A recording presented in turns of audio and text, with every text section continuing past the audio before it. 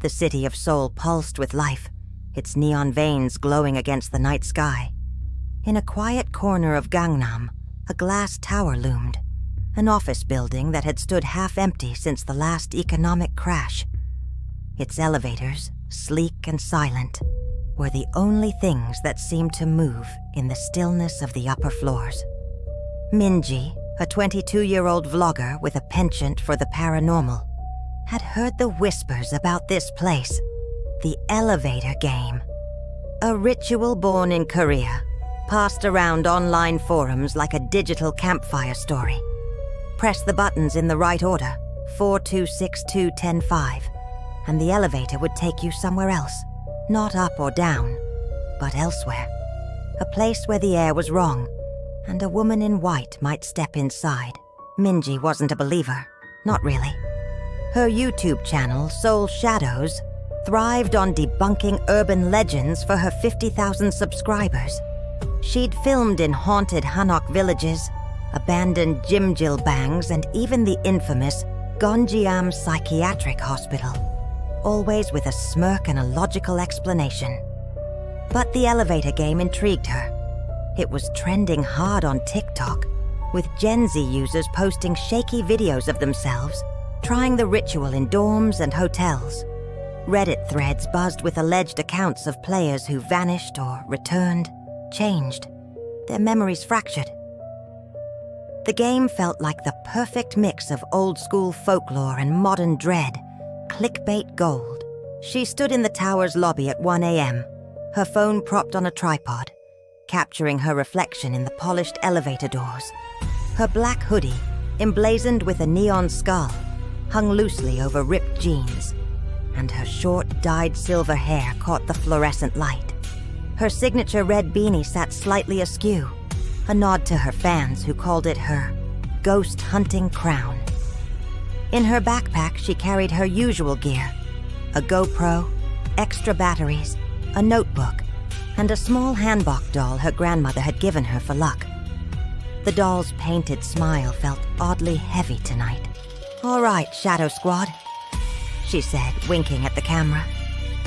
"Tonight we're playing the elevator game. Creepy ritual, cursed dimension, yada yada. Let's see if this is legit or just another internet hoax." Her voice was confident, but her fingers twitched as she pressed the elevator call button. The doors slid open with a soft ding, revealing a mirrored interior that made her reflection look endless. Minji wasn't alone. She'd convinced 2 friends to join her, partly for safety, partly for the drama. Jae-hoon, a 24-year-old barista and aspiring musician, leaned against the lobby wall, scrolling through his phone. His oversized denim jacket was patched with band logos, and his dark hair fell into his eyes, giving him a perpetually moody vibe. He'd only agreed to come because he owed Minji a favor, but his skepticism was louder than hers. "This is dumb," he muttered, not looking up.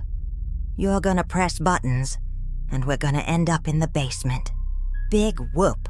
The other was Soo-jin, a 21-year-old art student with a fascination for the macabre. Her long black hair was streaked with purple, and she wore a choker with a tiny silver bat pendant. Her outfit, a thrifted hanbok top paired with combat boots, screamed eclectic soul street style. She clutched a sketchbook, her fingers smudged with charcoal from drawing on the subway ride over. "I read this thread on Naver," she said, her voice low. "Some guy in Busan tried the game and saw his own face in the elevator, but it wasn't him. Like a doppelganger." Her eyes gleamed with nervous excitement. Minji rolled her eyes but felt a chill. "Save the creepypasta for the comments, Soo-jin. Let's do this." The 3 stepped into the elevator, the doors closing with a whisper. The air inside was sterile, tinged with the faint metallic scent of machinery. Minji hit record on her GoPro, attaching it to her chest strap. "Step 1. Go to the 4th floor." She pressed the button, and the elevator hummed upward. The ritual was simple but precise. From the 4th floor, they'd go to the 2nd, then the 6th, back back to the 2nd, up to the 10th, and finally to the 5th. If done correctly, a woman might enter on the 5th floor. The rules were clear. Don't look at her, don't speak to her, and whatever you do, don't get off on the 10th floor if the elevator goes there unbidden.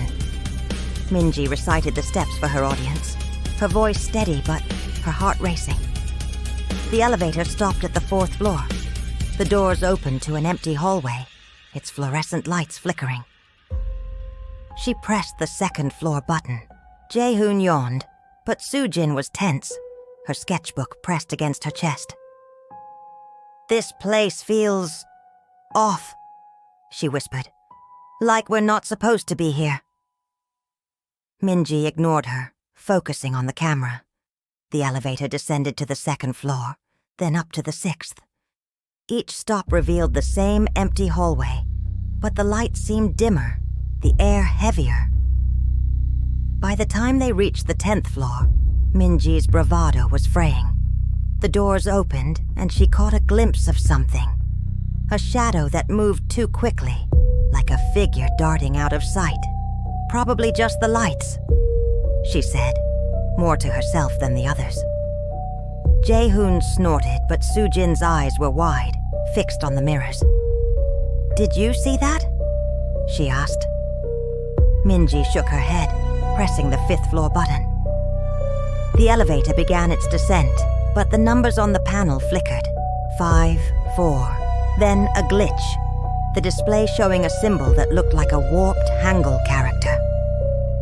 The lights buzzed and the elevator jolted, stopping between floors. "What the hell?" Jae-hoon said, his phone screen casting a pale glow on his face. Minji's GoPro caught her reflection, but something was wrong. Her eyes in the mirror looked hollow, like they belonged to someone else. She blinked and the reflection normalized. "Just a power surge," she said, her voice tight. The elevator lurched back to life, the doors opening on the 5th floor. A woman stood there. She was young, maybe in her 20s, wearing a white hanbok that seemed too pristine, almost glowing. Her long black hair hung over her face, obscuring her features. Her head was tilted at an unnatural angle, as if her neck had been broken. Minji's breath caught, but she remembered the rules. Don't look at her, don't speak to her. She stared at the floor, her heart pounding. Jae-hoon cursed under his breath, and Soo-jin whimpered, clutching her sketchbook. The woman stepped inside, her bare feet silent on the metal floor. The air grew cold, and the mirrors seemed to warp, reflecting not the elevator's interior, but a vast, empty space. A liminal void of endless corridors and flickering lights. Minji's phone buzzed in her pocket, but she didn't dare check it. The woman stood motionless, her presence suffocating. The elevator doors closed, and instead of descending, it began to rise.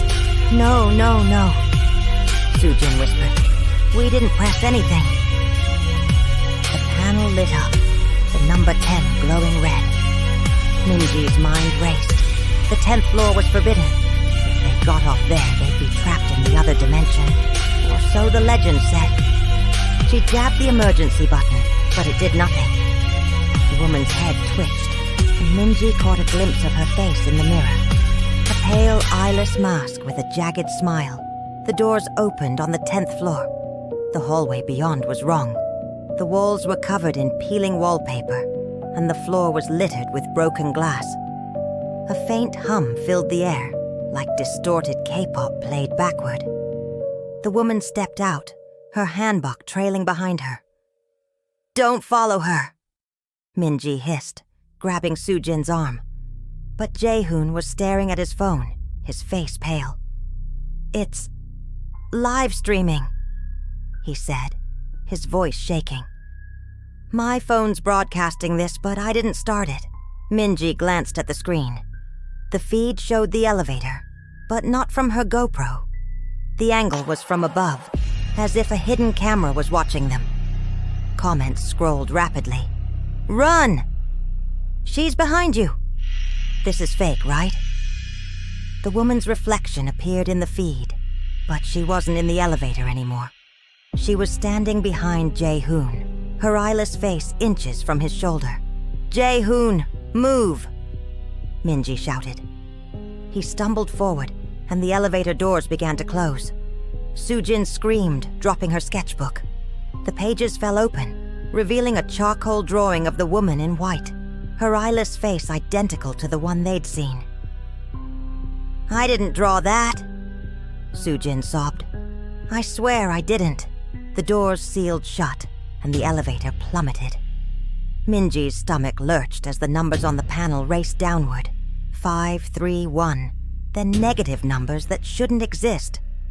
The lights went out, and the GoPro's night vision kicked in, casting everything in a sickly green glow. The hanbok doll in Minji's backpack felt warm, almost alive. She could hear Jae-hoon's ragged breathing and Soo-jin's muffled sobs. But there was another sound, a low, guttural hum, like a voice trying to form words. When the elevator stopped, the doors didn't open. The mirrors reflected nothing but darkness, as if the elevator was floating in a void. Minji's phone buzzed again, and against her better judgment, she checked it. A text from an unknown number. "You looked." Her blood ran cold. She hadn't looked at the woman, had she? Or had she? In the mirror, in the live stream, in the reflection that wasn't hers. The elevator jolted, and the doors creaked open. They were back in the lobby, or so it seemed. The air was stale, and the neon lights outside flickered erratically. Minji stepped out, her legs trembling. Jae-hoon and Soo-jin followed, but something was wrong. The lobby was empty, the tripod gone. Her phone showed no signal, and the live stream had stopped. The hanbok doll in her backpack was missing. "We need to get out," Jae-hoon said, his voice hollow. But the glass doors wouldn't budge. Soo-jin pointed to the floor, where her sketchbook lay open. The drawing of the woman was gone, replaced by a sketch of the three of them, their faces eyeless, their mouths stretched into jagged smiles.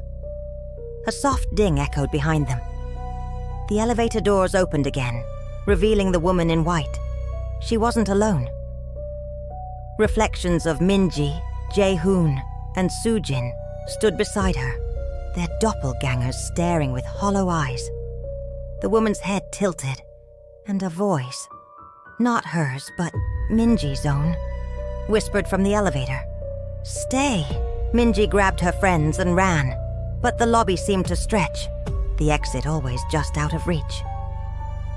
The neon lights outside bled into static, like a VHS tape glitching. The last thing Minji saw before the darkness swallowed them was her own reflection in the glass doors, smiling a smile that wasn't hers.